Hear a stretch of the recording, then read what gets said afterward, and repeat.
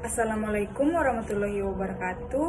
Perkenalkan, nama saya Anjeli Ulandari Pasumbung dengan NIM A1C223041 dari kelas B angkatan 2023. Di sini saya akan membahas tentang definisi dan gangguan tidur parasomnia. Definisi parasomnia. Parasomnia adalah sekumpulan gejala tidak menyenangkan yang terjadi saat hendak tidur, sudah terlelap atau terbangun dari tidur. Gangguan ini bisa berupa gerakan, perilaku, emosi, persepsi, hingga mimpi yang tidak wajar.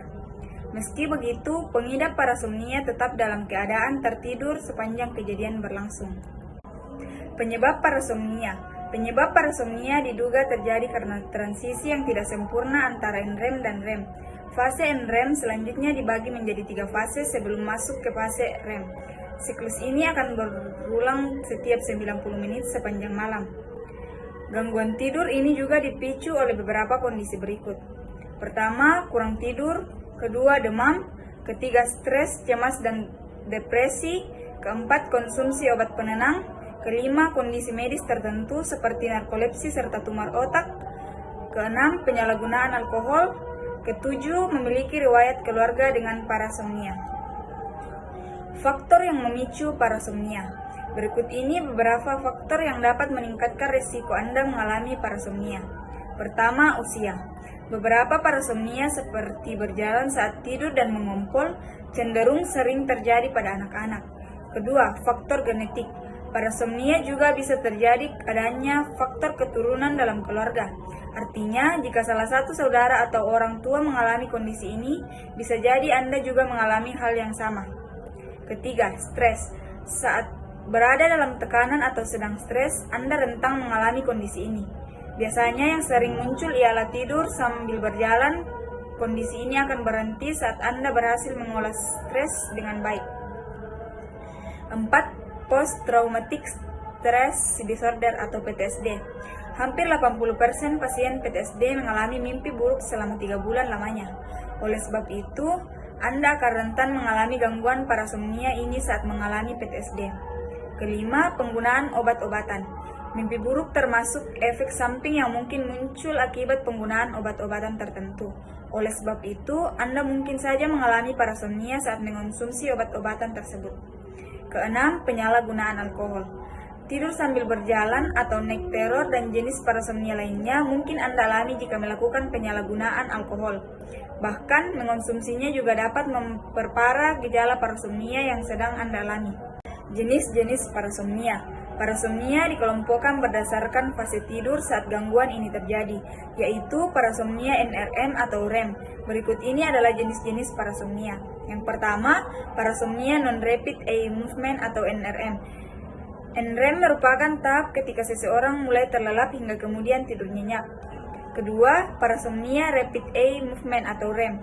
Setelah fase NREM terlalui, Anda akan memasuki fase REM. Pada fase ini, mata Anda bergerak cepat di belakang kelopak mata bergelombang. Otak Anda terlihat mirip dengan saat teriaga. Fase REM juga ditandai dengan peningkatan detak jantung dan tekanan darah. Mimpi alias bunga tidur terjadi pada fase ini. Selama fase REM, lengan dan kaki Anda menjadi lumpuh sementara untuk mencegah Anda bereaksi secara fisik terhadap mimpi Anda. Gejala parasomnia. Adapun beberapa gejala parasomnia sebagai berikut. Yang pertama, gangguan tidur berjalan ditandai dengan berjalan saat tidur. Kedua, nightmare, ditandai dengan mimpi buruk yang terasa amat nyata. Yang ketiga, night terror, memiliki gejala adanya perilaku agresif saat tidur. Perilaku agresif tersebut berupa berteriak-teriak, menendang, menangis, dan sebagainya. Keempat, sleep paralysis, disebut dengan istilah ketindihan. Pada gangguan ini, penderitanya tidak bisa menggerakkan tubuhnya sama sekali padahal dalam keadaan sadar. Yang kelima, sleep talking, sering disebut mengigau. Penderita gangguan ini berbicara di bawah kesadarannya saat tidur. Cara mengatasi parasomnia. Yang pertama, gejala parasomnia yang bervariasi memerlukan penanganan yang sesuai dengan gejala yang muncul pada masing-masing penderita. Yang kedua, diagnosis parasomnia akan mempertimbangkan riwayat gangguan tidur lain, kondisi medis, penggunaan obat sebelumnya, kondisi kejiwaan, dan penyalahgunaan obat beralkohol. Yang ketiga, beberapa gangguan yang melibatkan aktivitas REM pada seseorang perlu ditangani dengan pemeriksaan untuk mencari tahu adanya potensi gangguan pada sistem saraf pusat. Di bawah ini beberapa hal yang perlu Anda perhatikan untuk menciptakan lingkungan yang aman ketika mengalami parasomnia. Yang pertama, gunakan tempat tidur yang tidak terlalu tinggi. Yang kedua, pakai kunci pada pintu kamar tidur. Yang ketiga, hilangkan benda yang berpotensi menyebabkan seseorang terjatuh atau tertimpa sesuatu. Efek parasomnia diminimalkan dengan cara berikut. Pertama, pastikan memperoleh jam tidur yang baik dan teratur. Yang kedua, konsumsi obat yang dianjurkan oleh dokter dengan sesuai.